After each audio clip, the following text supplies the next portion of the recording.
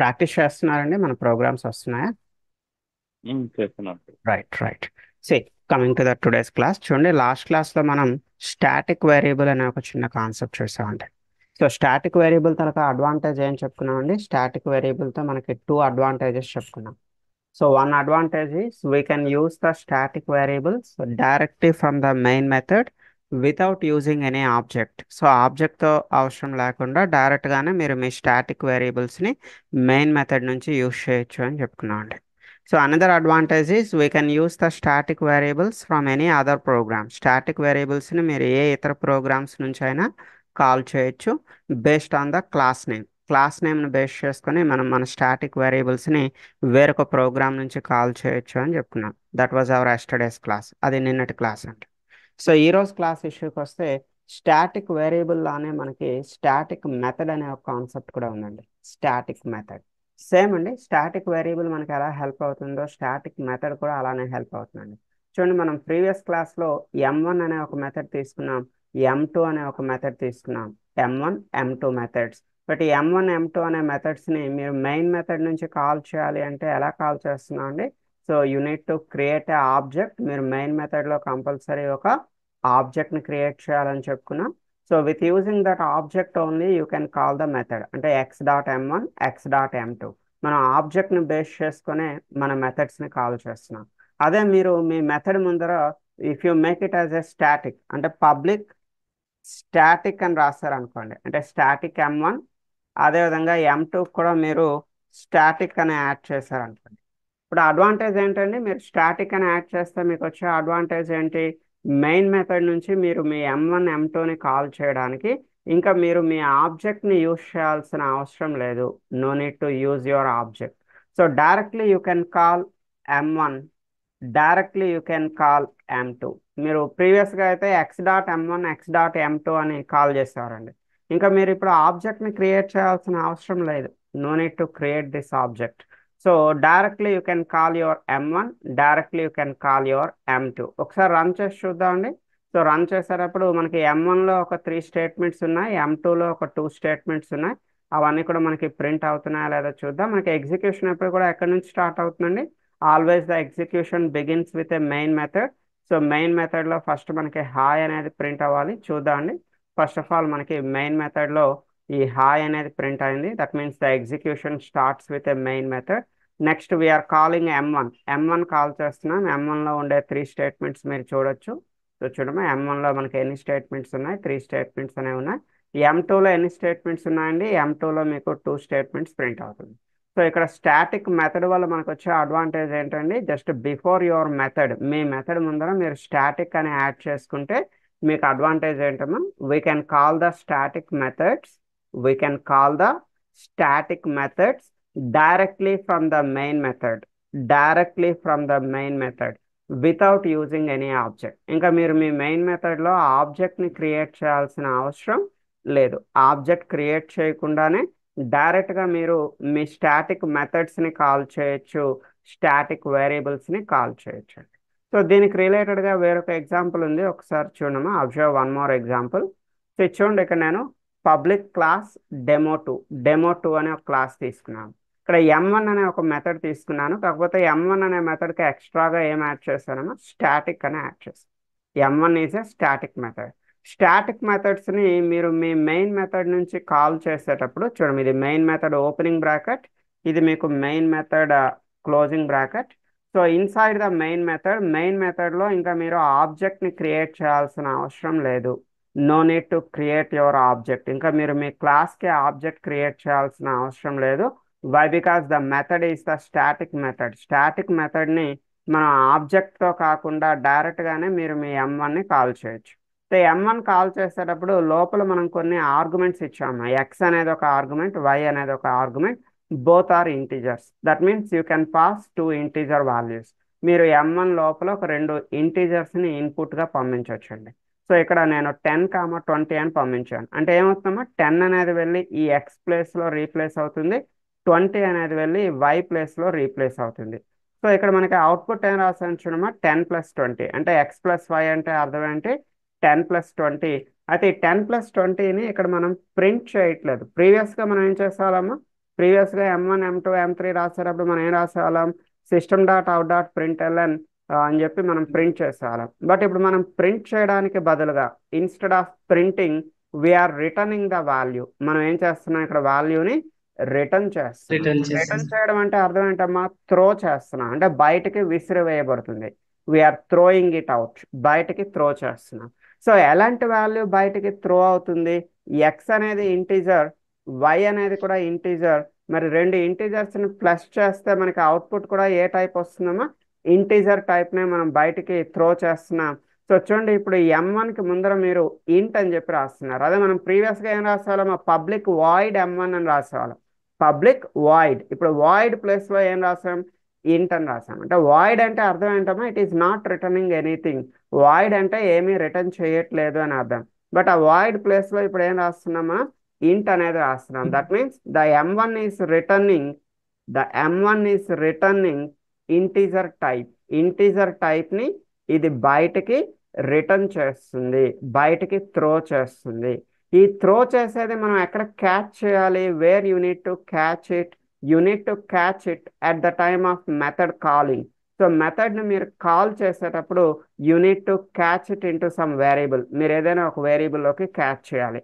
ఆ వేరియబుల్ తలక data type ఏమై ఉండాలి, మా వేరియబుల్ తలక డేటా టైప్ ఏమై ఉండాలి, ఈ మెథడ్ ఏ టైప్ అయితే బయటకు రిటర్న్ చేస్తుందో, మా మెథడ్ ఏ టైప్ని బయటకు రిటర్న్ చేస్తుందో అదే టైప్ ఉన్నటువంటి వేరియబుల్లో మనం దాన్ని క్యాచ్ చేయాలి. చాలా మందికి ఒక డౌట్ ఉంటుంది, ఈ వేరియబుల్ నేమ్ ఏం తీసుకోవాలండి. అమ్మ వేరియబుల్ నేమ్ ఏం తీసుకున్నా మీ ఇష్టమే, దెర్ ఇస్ నో రిస్ట్రిక్షన్స్. అది ఎక్స్ అవ్వచ్చు, వై అవ్వచ్చు, జెడ్ అవ్వచ్చు, ఏ అవ్వచ్చు, బి అవ్వచ్చు, సి అవ్వచ్చు. దీంట్లో మీకు ఎలాంటి రిస్ట్రిక్షన్ లేదు, మీకు నచ్చిన పేరు తీసుకోండి. కాకపోతే రమేష్ తీసుకోండి, సురేష్ తీసుకోండి, సతీష్ తీసుకోండి, ఇందులో మీకు ఎలాంటి రిస్ట్రిక్షన్ లేదు. మీకు నచ్చిన పేరు తీసుకోవచ్చమ్మా ఈ వేరియబుల్. బట్ రిస్ట్రిక్షన్ అంతా ఎక్కడ ఉంది అంటే దీని డేటా టైప్లో రిస్ట్రిక్షన్ ఉంది. దీని వేరియబుల్ తలక డేటా టైప్లో రిస్ట్రిక్షన్ ఉంది. ఏంటమ్మా రిస్ట్రిక్షన్, మెథడ్ అనేది ఏ టైప్ని బయటికి రిటర్న్ చేస్తుందో, మెథడ్ అనేది ఏ డేటా టైప్ని బయటికి రిటర్న్ చేస్తుందో అదే డేటా టైప్తో మీరు ఇక్కడ వేరియబుల్ని తీసుకోవాలి. అంటే వేరియబుల్ నేమ్తో పని లేదమ్మా, వేరియబుల్ నేమ్ ఏం తీసుకున్నా మీ ఇష్టమే, that's your wish completely. But ఈ డేటా టైప్ ఇష్యూకి వచ్చేటప్పటికి మెథడ్ ఏ టైప్ని అయితే ఇక్కడ బయటకు రిటర్న్ చేస్తుందో ఆ పర్టికులర్ డేటా టైప్ని మనం ఇక్కడ తీసుకోవాల్సి ఉంటుంది. ఓకే, ఇప్పుడు చూడండి ఇంకొకసారి M1ని కాల్ చేస్తున్నా. బట్ M1 కాల్ చేసేటప్పుడు మనం ఎందుకమ్మా ఆబ్జెక్ట్ని యూజ్ చేయట్లేదు, వితౌట్ ఆబ్జెక్ట్ ఎందుకు M1 కాల్ చేస్తున్నాం, రీజన్ ఏంటి, M1 is a static method. Static method, yesterday మనం స్టాటిక్ వేరియబుల్స్ ఎలా చెప్పుకున్నామో ఈరోజు మనం ఏం చెప్పుకుంటున్నాం, స్టాటిక్ మెథడ్స్ని చెప్పుకుంటున్నాం. స్టాటిక్ మెథడ్ని కాల్ చేయడానికి ఆబ్జెక్ట్తో పని లేదు. సో వితౌట్ ఆబ్జెక్ట్ డైరెక్ట్గా మీరు M1ని కాల్ చేయొచ్చు. M1 కాల్ చేసేటప్పుడు లోపల నేను 10, 20 అనే రెండు ఇన్పుట్స్ ఇస్తున్నాము. 10 అనేది ఎక్స్ ప్లేస్లోకి వెళ్తుంది, 20 అనేది వై ప్లేస్లోకి వెళ్తుంది. సో 10+20 అనేది మనం ఇక్కడ ఏం చేస్తున్నాం, ప్రింట్ చేయట్లేదు, we're not printing it, we're returning it. ఇది రిటర్న్ చేస్తున్నాం. సో ఇక్కడ రిటర్న్ టైప్ అనేది ఇంటీజర్ టైప్ ఇచ్చాను. సో ఇక్కడ రిటర్న్ టైప్ ఏదైతే ఉందో అదే డేటా టైప్ వేరియబుల్తో మనం దాన్ని ఇక్కడ ఏం చేయాలి, క్యాచ్ చేయాలి. You can catch into any variable. మీరు దీన్ని ఏ వేరియబుల్లోకైనా అవుట్పుట్ని ఏం చేయొచ్చు, క్యాచ్ చేసుకోవచ్చు. క్యాచ్ అయిన తర్వాత యూ కెన్ ప్రింట్ ఇట్, మీరు దాన్ని ప్రింట్ చేసి చూసుకోవచ్చు.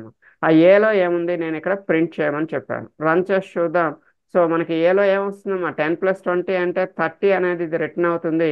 ఇక్కడ నుంచి రిటర్న్ అయినటువంటి 30 మనకి ఇక్కడ క్యాచ్ అవుతుంది. సో జస్ట్ మీకు అర్థం కావడానికి చూపిస్తారు చూడండి, ఈ 10 అనేది ఇలా ఇక్కడికి వెళ్తుందమ్మా, ఈ 20 అనేది ఇలా ఇక్కడికి వెళ్తుంది, వెళ్ళి ఆ అవుట్పుట్ ఉంటుంది కదా, మళ్ళీ ఈ 10+20 అనేది ఇలా మీకు ఇలా ఇక్కడ 10+20 వచ్చి అది ఇక్కడ నుంచి రిటర్న్ అవుతుంది, ఇలా వెళ్ళి ఇలా రిటర్న్ అయ్యి అది ఎక్కడ క్యాచ్ అవుతుంది, it will be catch here, ఇక్కడ మీకు క్యాచ్ అవుతుంది. సో క్యాచ్ అయ్యి అవుట్పుట్ని మళ్ళీ మనం ఏం చేస్తున్నాం, వీఆర్ ప్రింటింగ్ ద అవుట్పుట్ని system.out.println ఏ అని చెప్పి ప్రింట్ చేస్తున్నాం. ఏం ప్రింట్ అయిందమ్మా, ఇట్ ఈస్ ప్రింటింగ్ 30. ఓకే, అంటే ఇక్కడ మనం ఏ కాన్సెప్ట్ని కవర్ చేయగలిగాం చూడండి, స్టాటిక్ మెథడ్ అనే ఒక కాన్సెప్ట్ని కవర్ చేయగలిగాం, అండ్ మెథడ్లో ఆర్గ్యుమెంట్స్ని పాస్ చేయడం, అండ్ దానికి ఇన్పుట్స్ని పాస్ చేయడం, and return type. So return type అంటే ఏంటి, దాన్ని మనం ఎలా క్యాచ్ చేయాలి, క్యాచ్ చేసినటువంటి వేరియబుల్ని ఎలా ప్రింట్ చేయాలి అనే ఒక చిన్న కాన్సెప్ట్ ఇక్కడ మనం మాట్లాడుకుందాం. Okay, so now coming to the next topic. Next ఒక చిన్న హెడింగ్ తీసుకోవడము, కన్స్ట్రక్టర్ అనే ఒక చిన్న హెడింగ్ తీసుకోండి. The topic name is constructor. Right. Constructor అంటే ఏం లేదమ్మా, constructor is also a method.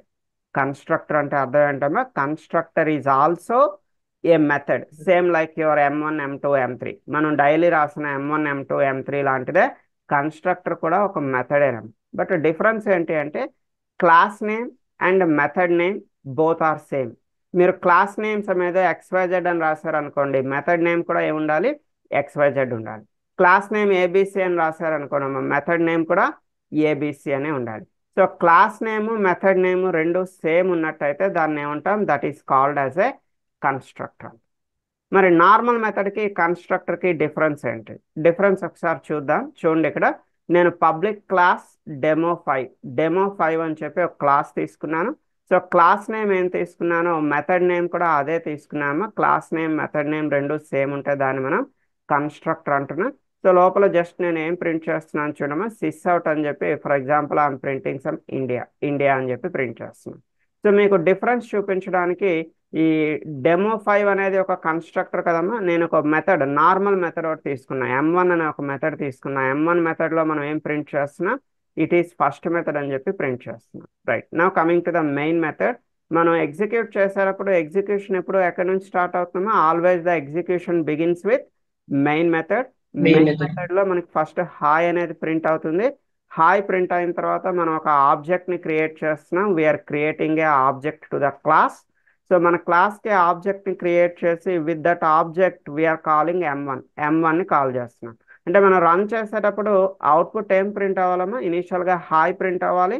Hi తర్వాత M1 కాల్ అవుతుంది. ఇట్ ఈస్ ఫస్ట్ మెథడ్ అని చెప్పి ప్రింట్ అవ్వాలి. చూద్దాం ఒకసారి. చూడండి, ఫస్ట్ ఆఫ్ ఆల్ హాయ్ అనేది ప్రింట్ అయింది, ఇట్ ఈస్ ఫస్ట్ మెథడ్ అనేది ప్రింట్ అయింది. బట్ ఈ మధ్యలో మీకు ఇండియా అనేది కూడా ప్రింట్ అయిందన్న.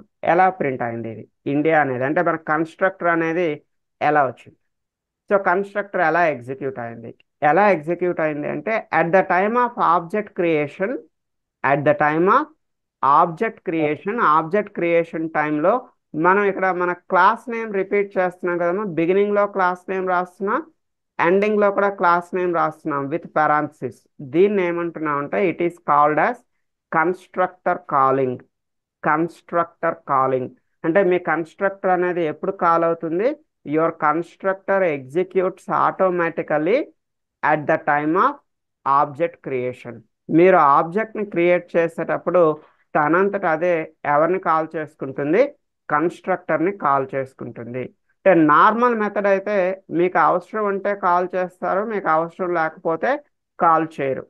M1 M2 M3 అనే మెథడ్స్ని మీ అవసరం ఉంటే కాల్ చేస్తారు, అవసరం లేకపోతే కాల్ చేయరు. బట్ కన్స్ట్రక్టర్ అలా కాదండి. So defaultly the constructor will be executing.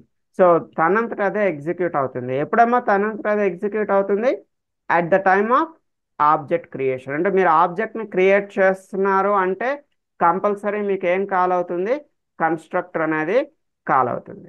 Okay, so దీనికి సంబంధించి ఒక చిన్న నోట్స్ చెప్తా, రాసుకోండి. కన్స్ట్రక్టర్కి సంబంధించి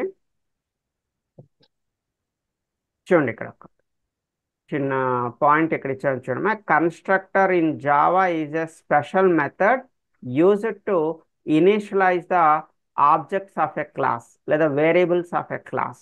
ఒక క్లాస్లో ఉండే వేరియబుల్స్ని కానీ లేదా ఒక క్లాస్లో ఉండే ఆబ్జెక్ట్స్ని కానీ ఇనిషియలైజ్ చేయడం కోసం we have a special method that is a constructor. It has the same name as the class name and does not have a return type. జనరల్గా మనకి మెథడ్కి రిటర్న్ టైప్ ఉంటుంది కదమ్మా. సమ్ ఏదో వాయిడ్ అనో ఇంట్ అనో ఏదో సంథింగ్ ఏదో వాల్యూని రిటర్న్ చేస్తూ ఉంటుంది. బట్ కన్స్ట్రక్టర్ ఏమైనా రిటర్న్ చేయగలుగుతుందా అంటే no, constructor cannot return anything.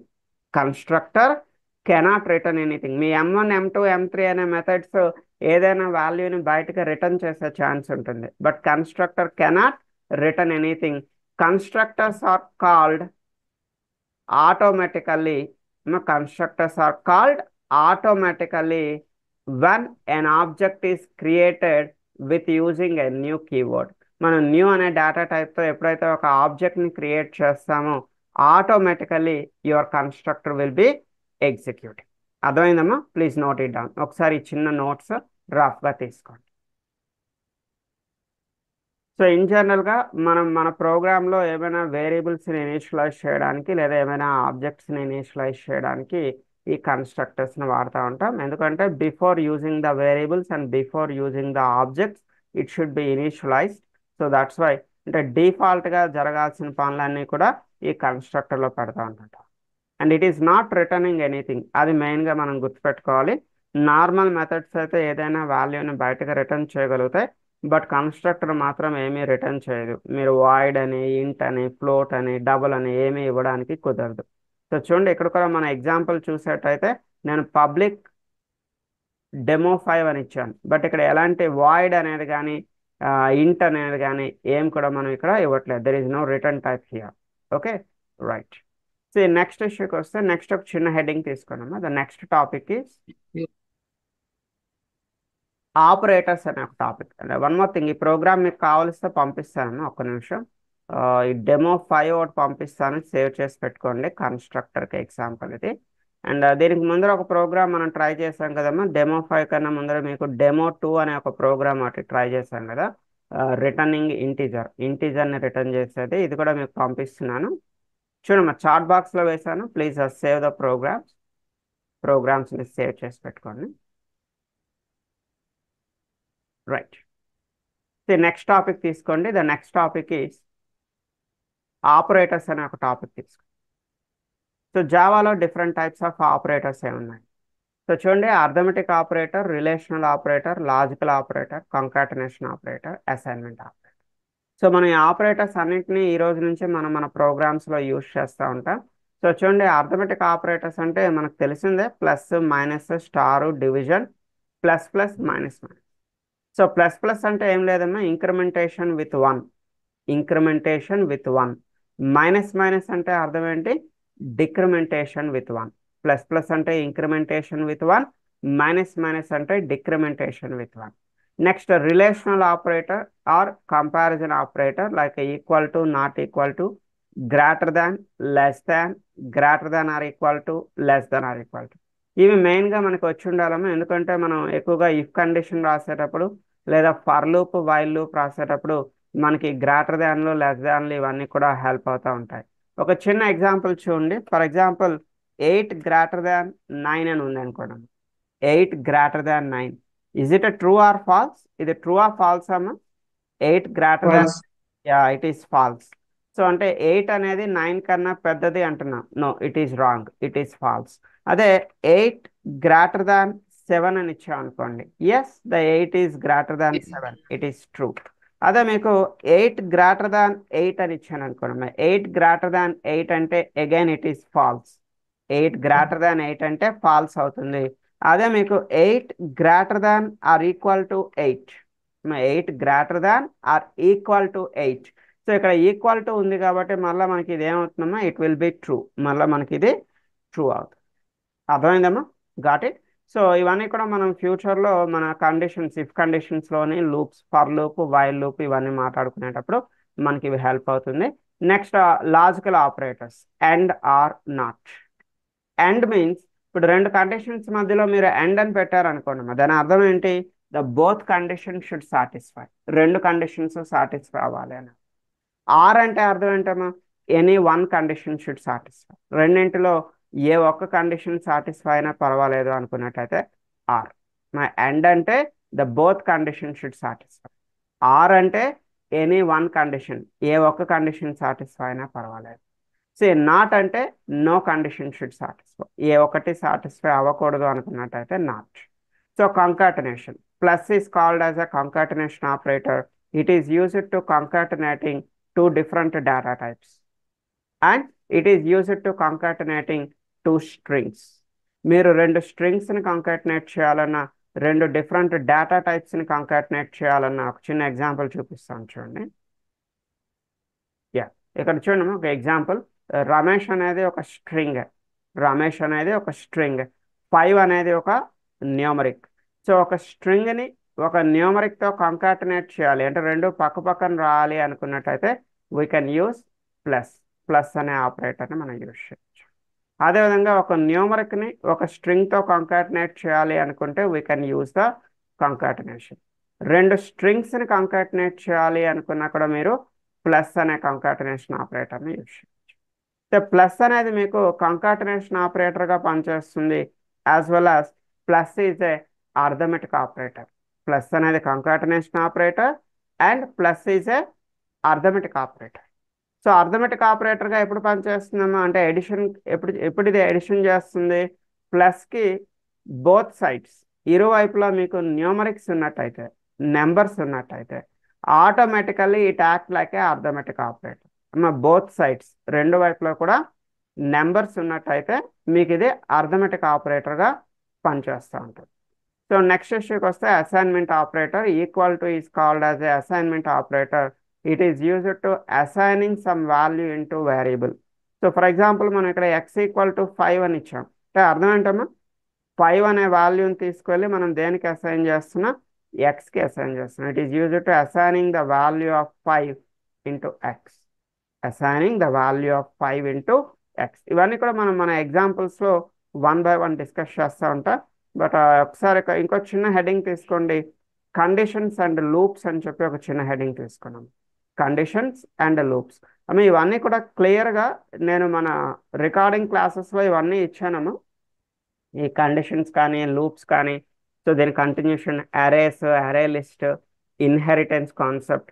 So అసలు ఇన్హెరిటెన్స్ అంటే ఏంటి, డిఫరెంట్ టైప్స్ ఆఫ్ ఇన్హెరిటెన్స్, ఇవన్నీ కూడా మన రికార్డింగ్ క్లాసెస్లో క్లియర్గా ఉన్నాయి. అంటే నేను ఎన్నిసార్లు చెప్పినా same class multiple times repeat చేసేటట్టు అవుతుంది.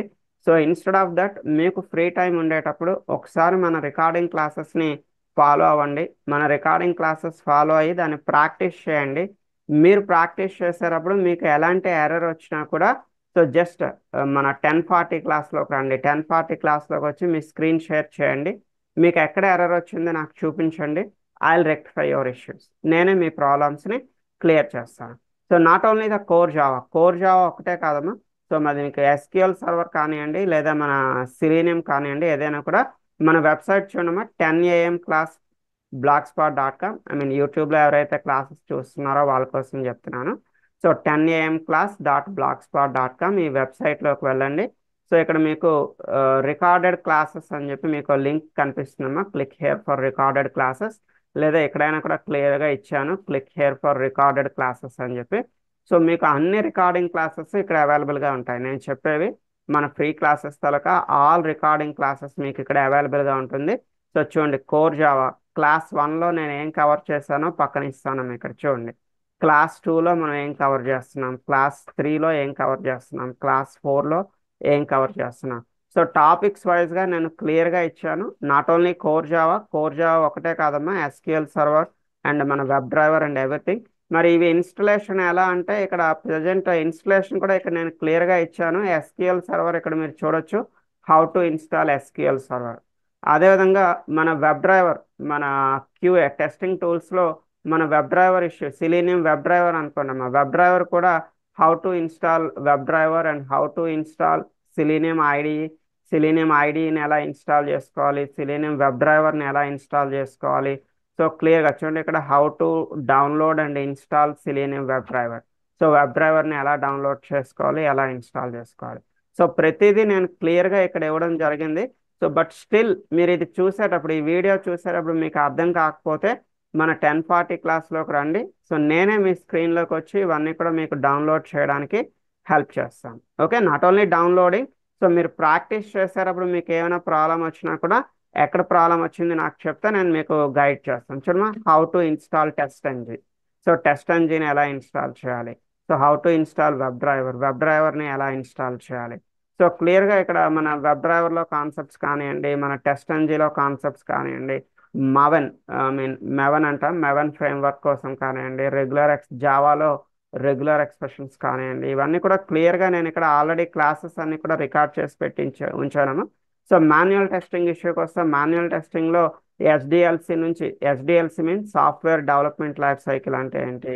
సో బిఫోర్ దట్ అసలు మాన్యువల్ టెస్టింగ్ పైన ఒక చిన్న డెమో, అసలు మాన్యువల్ టెస్టింగ్లో ఏముంటుంది, so why you need to go for manual testing, so test కేసెస్ని ఎలా ప్రిపేర్ చేయాలి, సో టెస్ట్ సినారియోస్ని ఎలా ప్రిపేర్ చేయాలి, సో ట్రేసబిలిటీ మ్యాట్రిక్స్ అంటే ఏంటి, బగ్ లైఫ్ సైకిల్ అంటే ఏంటి, సో లైక్ దట్ ప్రతి ఒక్కటి కూడా నేను ఇక్కడ క్లియర్గా క్లాసెస్ రికార్డ్ చేసి ఇవ్వడం జరిగింది. ఒకసారి రికార్డింగ్ క్లాసెస్ ఫాలో అవ్వండి. సో మీకు ఇందులో ఏ డౌట్ వచ్చినా కూడా ఐల్ టేక్ కేర్, నేను మీకు క్లియర్గా ఎక్స్ప్లెయిన్ చేస్తాను. Okay, so now come back to our class. Say చిన్న హెడ్డింగ్ తీసుకున్నామా, కండిషన్స్ అండ్ లూప్స్. మన జావాలో కండిషన్స్ అండ్ లూప్స్ అని చెప్పి ఒక చిన్న హెడ్డింగ్ తీసుకోండి. సో కండిషన్స్లో ఫస్ట్ ఇఫ్ కండిషన్ అని చెప్పి హెడ్డింగ్ తీసుకున్నాం. If condition, yes. సో ఇఫ్లో ఏంటంటే కండిషన్ పాస్ అయితే, ఇఫ్లో మనం ఏదైతే కండిషన్ రాస్తామో, if the condition pass it will execute the if block, it will execute the if block. If the condition fail, మీరు రాసిన కండిషన్ ఫెయిల్ అయితే it will not enter in to the block, it will not enter in to the block, ఇంకా అది బ్లాక్లోకి వెళ్ళదు. ఇంకో చిన్న విషయం ఏంటంటే అందరూ గుర్తుపెట్టుకోవాల్సింది, కండిషన్స్ లూప్స్ రాసేటప్పుడు, కండిషన్స్ కానీ లేదా లూప్స్ కానీ రాసేటప్పుడు it must be in lower case. All conditions and all loops must be in lower case. Conditions loops ఎప్పుడు కూడా లోవర్ కేస్లోనే ఉంటాయి, అప్పర్ కేస్ క్యారెక్టర్స్ రాయకూడదు.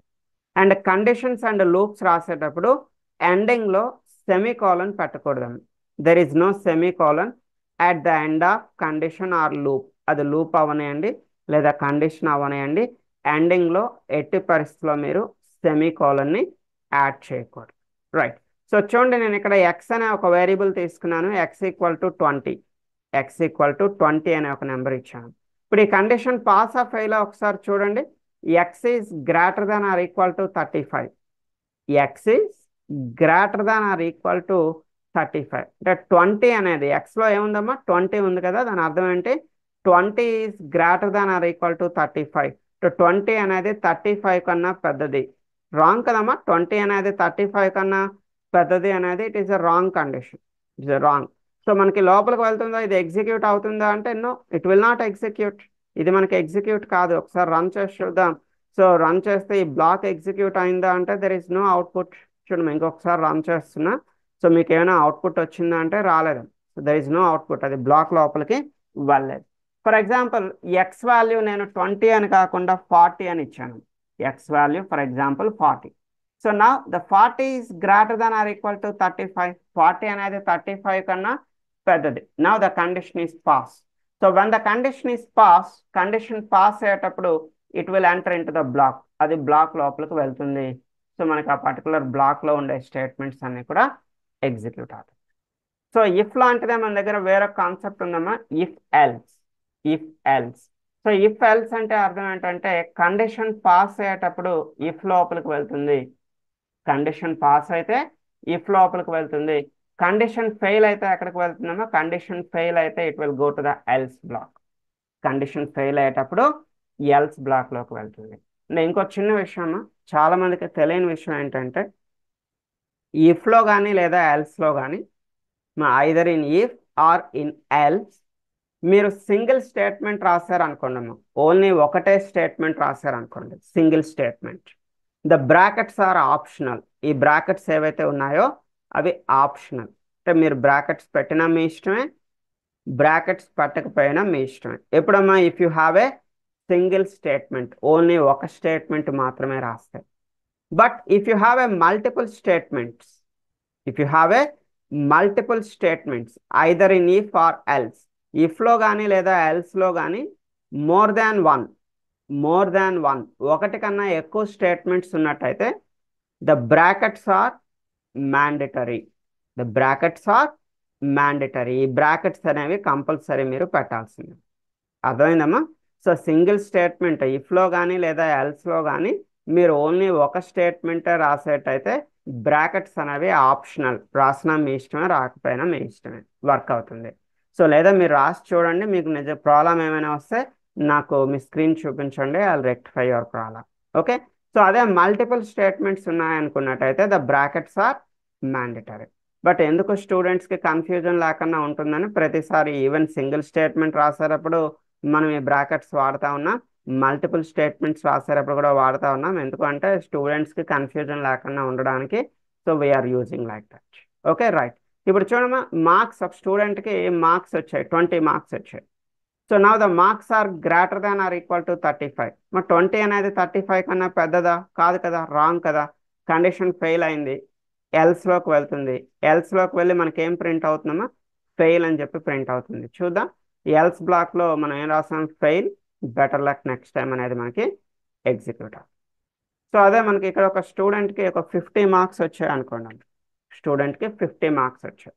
సో ఇప్పుడు మనకి కండిషన్ పాస్ అవుతుంది. సో కండిషన్ పాస్ అయ్యి మనకి ఏం ఎగ్జిక్యూట్ అవుతుందమ్మా? సో చూడండి, పాస్, ఆల్ ద బెస్ట్ అని చెప్పొచ్చు.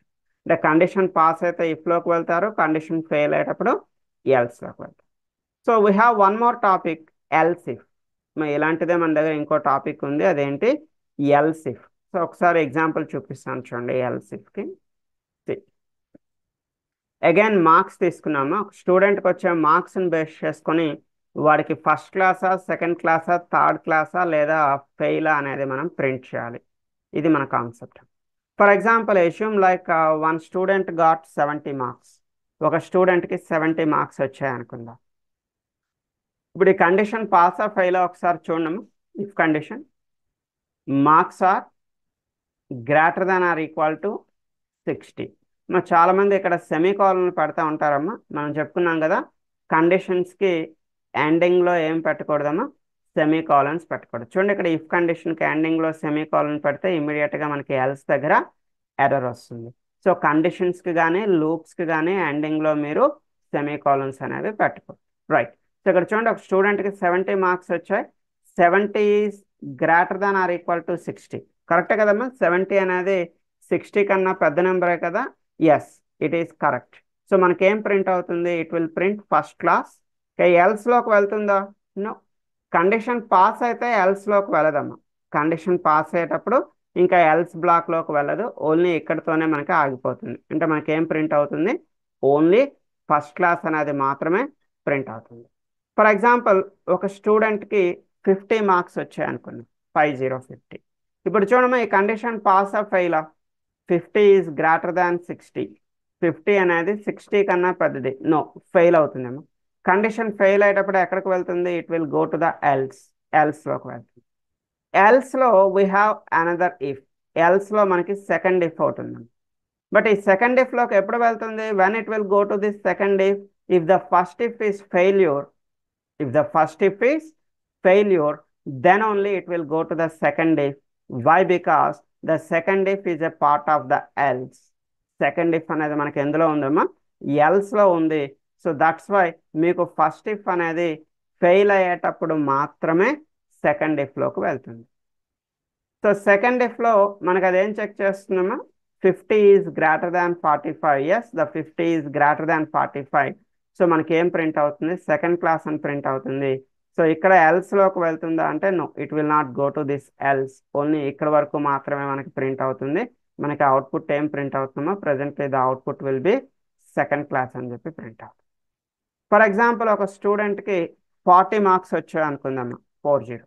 ఇప్పుడు మీకు ఫస్ట్ కండిషన్ ఫెయిల్ అవుతుంది, ఎల్స్లోకి వెళ్తుంది. సెకండ్ కండిషన్ ఏంటమ్మా? 40 ఈజ్ గ్రేటర్ దాన్ 45. 40 అనేది 45 కన్నా పెద్దదా? ఫెయిల్ కదమ్మా. 40 ఈజ్ గ్రేటర్ దాన్ 45 అంటే ఫెయిల్. అగైన్ ఎల్స్లోకి వెళ్తుంది. It will check the 40 is greater than 35. Yes, the 40 is greater than 35. So ఈ కండిషన్ పాస్ అవుతుంది, మనకి థర్డ్ క్లాస్ అని ప్రింట్ అవుతుంది. ఇక్కడ ఎల్స్లోకి వెళ్తుందా అంటే ఇంకా వెళ్ళదు. ఈ కండిషన్ పాస్ అయ్యేటప్పుడు it will not go to the else. ఎల్స్లోకి వెళ్ళదు. మీకు ప్రజెంట్ అవుట్పుట్ ఏం ప్రింట్ అవుతుందంటే it will print third class అని చెప్పి ప్రింట్ అవుతుంది. సో అస్యూమ్ లైక్ ఒక స్టూడెంట్కి 30 మార్క్స్ వచ్చాయి అనుకుందా. సో మీకు ఫస్ట్ కండిషన్ పాస్ అవుతుంది, ఫస్ట్ కండిషన్ ఫెయిల్ అవుతుంది, సెకండ్ కండిషన్ కూడా ఫెయిల్ అవుతుంది, థర్డ్ కండిషన్ ఒకసారి చూడము. 30 ఈజ్ గ్రేటర్ దాన్ 35 కాదు కదమ్మా. 30 ఈజ్ గ్రేటర్ దాన్ 35 అంటే ఇది కూడా ఫెయిల్ అవుతుంది, థర్డ్ కండిషన్ కూడా ఫెయిల్ అవుతుంది. So finally it will go to this else. మీకేం ప్రింట్ అవుతుందమ్మా? ఫెయిల్ అనేది ప్రింట్ అవుతుంది.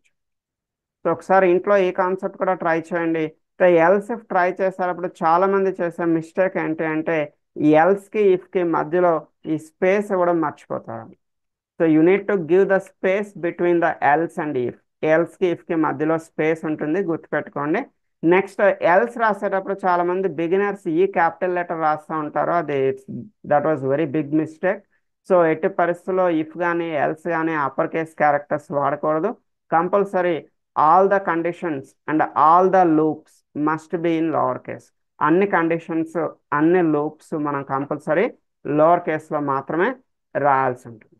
అదే ఈరోజు ఇంతవరకు ఇంట్లో ట్రై చేయండి. మీకు ఏమైనా ప్రాబ్లం అనిపిస్తే మన 10:40 క్లాస్లోకి రండి, నేను కేర్ తీసుకుంటాను.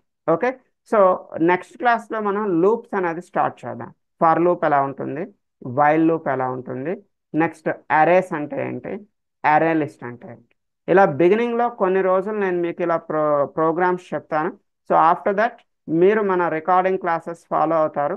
మీరు మన రికార్డింగ్ క్లాసెస్ ఫాలో అయ్యి అది ఎన్ని రోజులైనా పర్వాలేదు, it may be 1 month or 2 months, అది మీ ఫ్రీ టైం బేస్ చేసుకొని, మీకు ఫ్రీ టైం ఎక్కువ ఉంది అనుకున్నట్టయితే within 15 to 20 days you can finish all these recordings. ఈ రికార్డింగ్స్ అన్ని కూడా మీరు ఒక 15 to 20 daysలో మీరు ఫినిష్ చేయొచ్చమ్మా, మీకు ఫ్రీ టైం ఎక్కువ ఉంటాయి. మీకు ఫ్రీ టైం తక్కువ ఉంది అనుకున్నట్టయితే you can take up to 1 month or 1.5 monthలో రికార్డింగ్స్ అన్ని 1 by 1 చెక్ చేసుకుంటూ వెళ్ళండి, ప్రాక్టీస్ చేసుకుంటూ వెళ్ళండి. మీకు ఏమైనా ప్రాబ్లం ఉంటే నేను మీ స్క్రీన్లోకి వచ్చి నేను రెక్టిఫై చేస్తాను. Okay, so for today I'm closing here. Tomorrow, day after tomorrow, Saturday Sunday మనకి క్లాస్ ఉండదు. So again our next class on Monday. మన నెక్స్ట్ క్లాస్ మండే ఉంటుంది. ఈ వీకెండ్ ఒకసారి వీలైనంత వరకు మన రికార్డింగ్స్ అన్ని చెక్ చేయండి. Okay, so see you on Monday. Bye. ఏమైనా ప్రాబ్లం ఉంటే 10:40లోకి వచ్చేయండి.